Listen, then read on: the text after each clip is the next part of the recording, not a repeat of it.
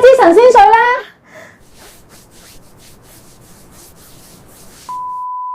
今次要處理嘅錦柏苑4至5人居屋單位，冇錯啦，就係呢隻。其實呢個尺寸本應住5個人係完全冇難度㗎。不過今次裝修要解決埋婆媳糾紛，想知道我點改裝，記得睇到尾啦。話說我前排喺連登睇到個 post， 88尺單位，申請者優太細，網民話仲細過車位。因為我冇連登account留唔到言，所以我就剪咗條片回應啦。不如大家試下幫手睇一睇 work 唔 work 咯。呢個入口位置右邊我做咗個全身鏡，同埋安咗隻掛鈎，女仔一定自整㗎啦，咁做一定可以方便到出街襯衫。片尾我仲有一個呼籲，如果你屋企裝修都遇到類似嘅困難，不如去 IG inbox 我哋啊。點知真係有喎。其實我冇諗過會有咁大反應㗎。嚟到第2集，我都仲係消化緊上一集嘅 inbox。今集我揀咗子傑，因為佢似我錫老婆。呢一個戶型同子傑準備收樓嘅係幾乎一樣㗎，四周圍都係窗，夠晒嗰晚。如果只係要住4個人，開2房即一啲難度都冇。嚟緊新起嘅居屋，條款增加少少，例如補多啲地價，跟住起出嚟嘅單位隻隻都有咁大，我相信冇人會反對㗎。唔知大家有冇留意到近期樓市反彈？荃灣有個俾工廈為主嘅新盤，都仲要賣到16700蚊一尺。私樓上車比較難，所以最新一期居屋又係超額幾十倍。大家睇下啟陽苑就知咩事啦。地產商喺度力推貨尾，同時間政府喺度係咁賣居屋樓花。其實呢個咪樓市反彈信號呢？大家又點睇啊？鏡頭嚟到廚房，不如講返子傑嘅新屋點設計啊！我同子傑傾好咗㗎啦，廚房留返俾奶奶管轄，因為佢兩公婆收工返到屋企都差唔多8點啦，根本就用唔到個廚房咁滯。嚟到廁所就有啲棘手，因為子傑老婆好鍾意用名牌護膚品，而奶奶呢，就係一支 cream 走天涯嗰隻。因為奶奶好慳家嘅，所以從來都冇人夠膽同佢講新抱用緊嘅護膚品係有幾貴㗎。所以好多時候一句唔該就攞咗去。仲有佢哋兩個成日都爭電視㗎，所以今次個 beef 有一項叫做多電視機。好，參觀完近似單位，靈感到啦，等我返去做下設計先。上一集有個師兄留言提我，啲空間感唔啱，人嘅比例又怪怪地。其實我已經盡力將啲尺寸入晒機㗎啦，跟住仲有起埋個 3D 模型，最後先抌落去揾 AI 幫手加返啲人仔。基於啲 AI Apps 有啲新，所以要啲時間試，大家多多包涵啊！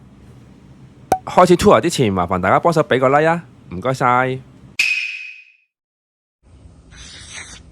個設計不如我哋由個廳開始講起啊！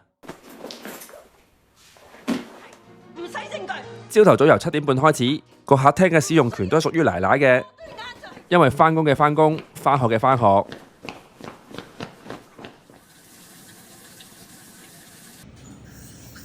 呢個時候，爺爺就響佢私家廁所嘆報紙啦。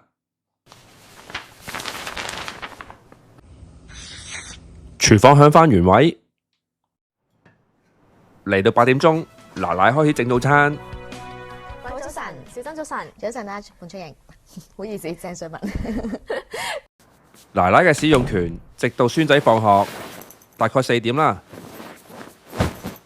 呢一張台又係用嚟食飯，亦都係用嚟溫書嘅。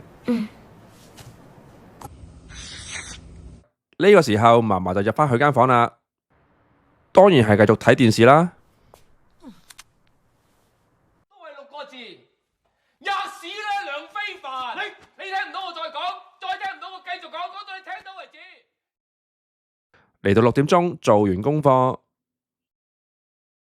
嫲嫲開始煮飯，孫仔同爺爺就自由活動。老人家同小朋友唔餓得，一般佢哋都係7點開飯嘅。子傑同佢太太平時差唔多8點半會返到屋企。呢度嘅菜真係好食啊！係啊，我好中意。如果呢一餐要自己落手煮嘅話，仲點可以食得咁開心啊？翻工忙到飛起，但食唔使將就。一開 app， 過萬間餐廳任你揀，想食咩都有。有 Foodpanda， 生活更滋味。呢個時候奶奶就入翻房啦。痛啊，痛咗幾日㗎啦！我今日照鏡睇到咧。呢一個設計仲有一個極具私隱度嘅偏廳。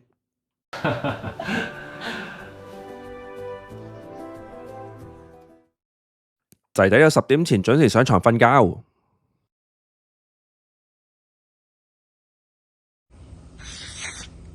嚟到新抱專用廁所，依家大概10點半，神仙水響翻原位，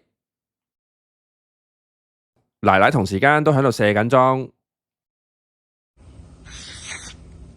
忙咗全日，終於可以休息下啦。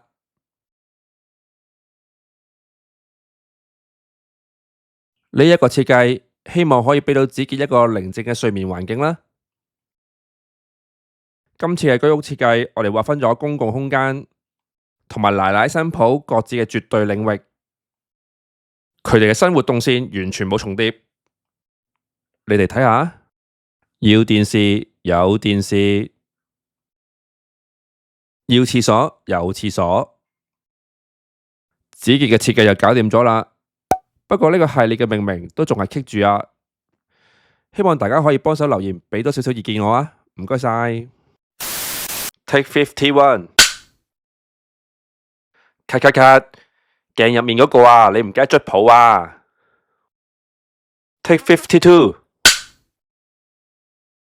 喂，又係你啊，roll 緊機㗎啦。